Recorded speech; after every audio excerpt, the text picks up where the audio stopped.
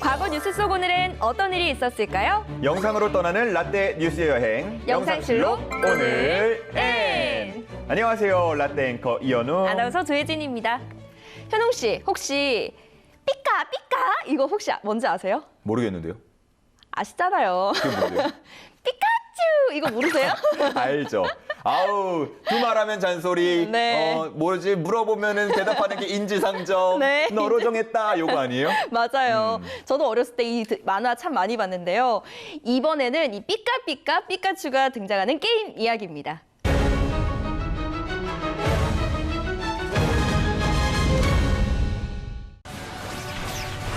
몇 해 전 전 세계를 강타한 증강현실 게임 포땡몬고.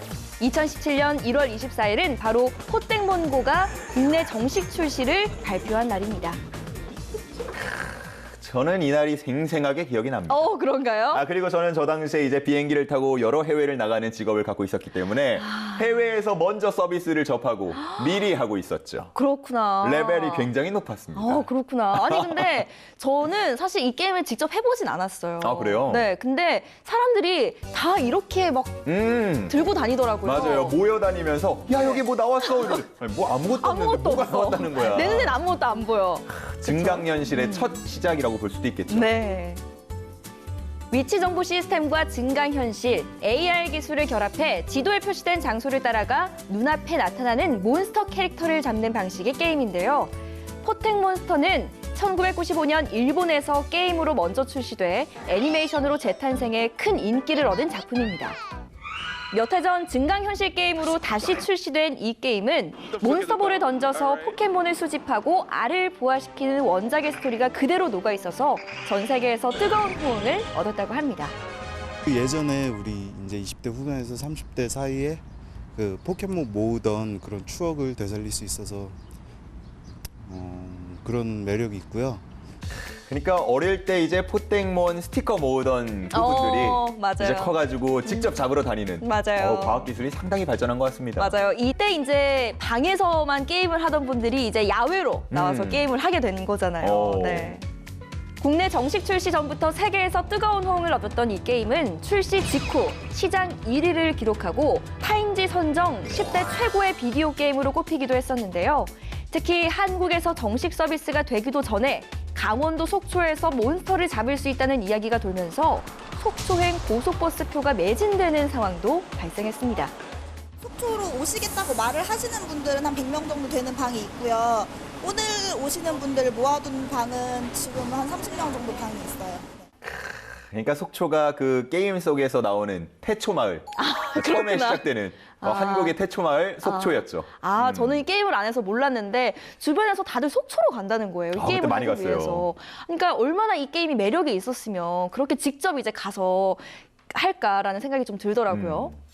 이를 계기로 속초에서는 관련 여행 상품이 나오기도 하며 포땡몬고를 이용한 마케팅도 활발했는데요. 그러나 실제로 야외를 걸어다니며 즐기는 게임이다 보니 위험한 장소에 드나들게 되는 경우도 많아 사회적인 문제가 되기도 했습니다.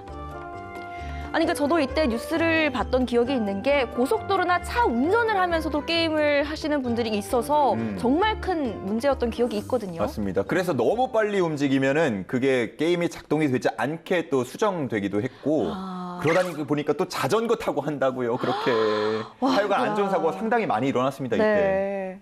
자, 그럼 이번에는 1976년으로 가보실까요? 1976년 1월 24일 제1동포 설날 성묘단이 모국 방문을 시작했습니다. 정부의 이산가족 재상봉 사업의 일환으로 모국을 방문한 건데요. 당시 3천여 명의 제1동포는 부산과 김포를 통해 5개 그룹으로 나뉘어 입국했습니다. 이날 공항에는 40여 년 만에 고국을 찾은 이들을 기다리는 가족, 친지로 가득했는데요. 이 가족과 어쩔 수 없이 생이별했던 시기였으니까 더 그 그리움이 사무쳤을 것 같아요. 아우, 두말하면 잔소리죠. 네. 이들은 환영 오찬을 즐기며 그간의 회포를 풀었습니다. 진짜 막 덩실덩실 춤을 추시네요. 얼마나 기분이 네. 좋으시겠어요. 너무 좋으실 것 같아요. 네. 시민들의 환영을 받으며 서울 시내와 고궁을 관람하기도 하고 민속박물관에서는 조국을 모르는 아이들에게 우리의 풍습을 알려주기도 했는데요. 이렇게 관람을 마치고 각자의 고향을 방문한 이들의 모습은 제각각이었습니다. 또 유해를 안고 바다를 건너오셨네요. 네, 이 통곡하시는 마음이 참 마음이 아픈데요. 그동안 얼마나 그립고 보고 싶으셨을까. 그러니까요. 네, 감히 상상도 못하겠네요. 자, 그럼 이번에는 1963년으로 한번 가보실까요?